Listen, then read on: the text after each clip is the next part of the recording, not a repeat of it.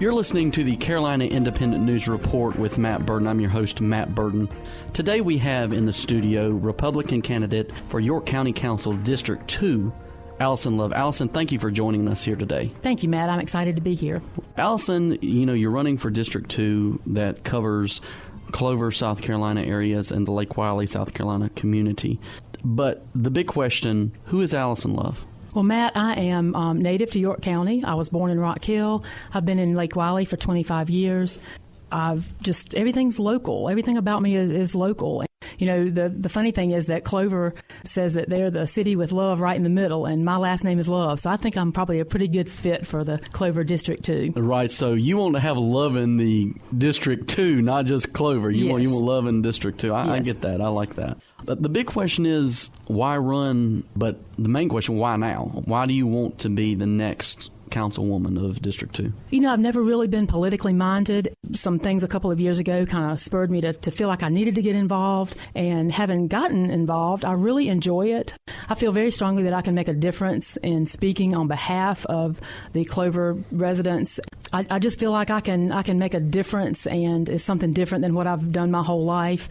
And I look forward to the challenge of it. Going back, you said that you're not politically minded. Could that hurt you on this campaign, that you're not an insider? I don't think so. I think that what I've said is, I'm not a politician, and someone said, well, as soon as you are elected to an office, you become one. And I'm pretty much black and white on everything. I don't change my mind to suit the people. I feel like I'm going to do what's best for the residents of York County. I can make those decisions, and sometimes it's tough to say yay or nay when half the people want the opposite of what your answer is.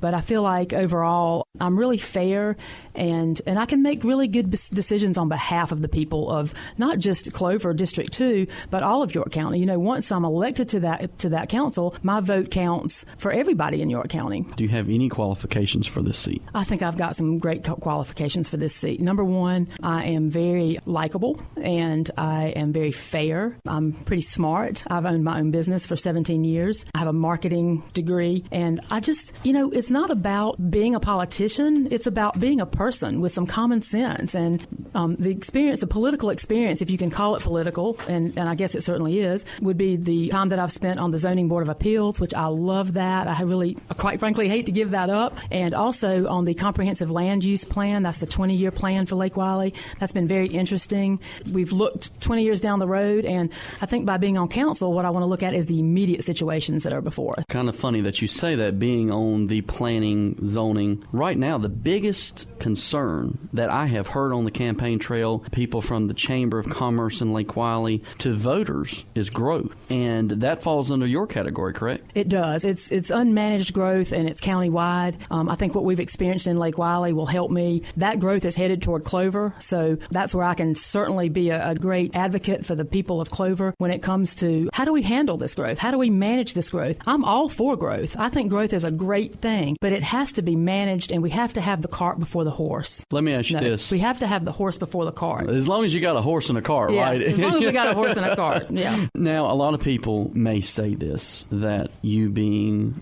an active board member for the zoning, could you be to blame for the rapid growth of the problem in York County, or does that fall on the county council? That falls more on just a lack of planning on the part of the county overall, and then not only lack of planning, but the little planning that we have had, a lack of sticking to those plans. And that falls more on the Planning Commission, and I'm on the Zoning Appeals Board, which means I'm seeing people who are coming looking for a variance on an ordinance or something that or zoning. And I got you. Thank you for clarifying that. I wanted to be sure that who was to, obviously in today's culture, everybody wants somebody to blame, and I want to be right now. You're running for office and you're on a board. We want to just clarify that you're not the one to blame or who's to blame. So I'd like to think that I have helped to raise the bar for the Zoning Appeals Board, and that we have looked a lot more harshly at things. And the Lake Wylie buffer is a great example of that.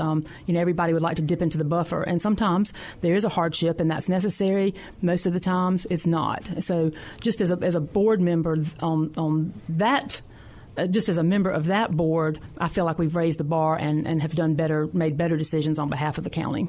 Do you think that District 2 is growing too fast? Do you think that Lake Wylie is growing too fast? Obviously, Clover, they're growing, but Lake Wiley is growing at an astronomical rate. Do you think it's too fast? I think as far as Clover goes, we are right on time to look at it and decide what we want and where we want.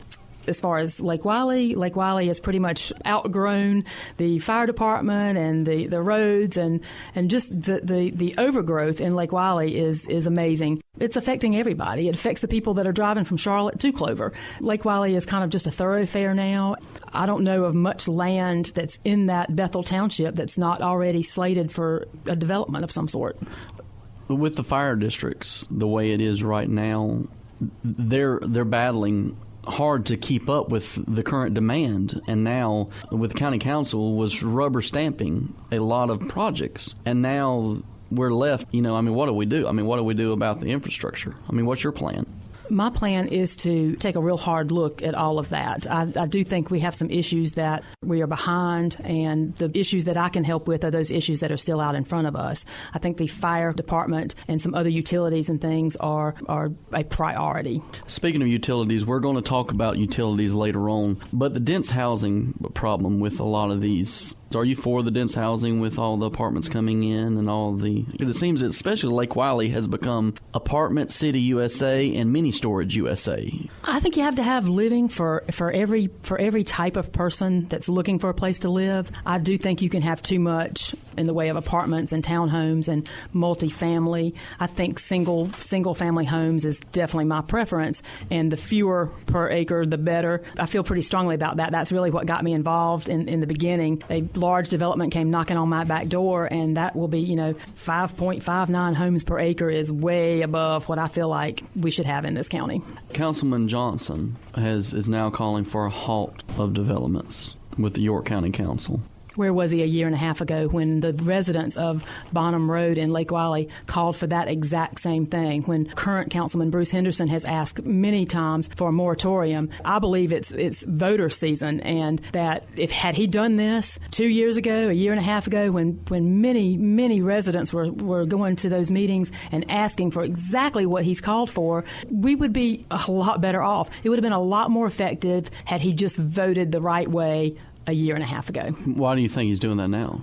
I believe he needs votes. I believe he wants to please the residents of Fort Mill and get as many votes as he can. They had the Unified Development Ordinance wasn't approved. Now all of a sudden it's coming back on the drawing board. Kind of ironic. It is very ironic. The one thing, Matt, that I want to say, and I think this is very important. Those of us who have worked on the comprehensive land use plan, the county staff has just been diligent, and the people that are on this committee, we have all worked very hard to be sure that what we're doing is right for the county. The most important thing for me at this point is that council looks at it, approves it, and then sticks by it. That's the number one thing. You can have all kinds of plans, but if the council doesn't uphold the decisions that have been made by the county staff and by committees like us, then we've all wasted our time. Well, Allison, give us 1 second. We're going to take a quick break. You're listening to the Carolina Independent News Report with Matt Burton. Stay tuned.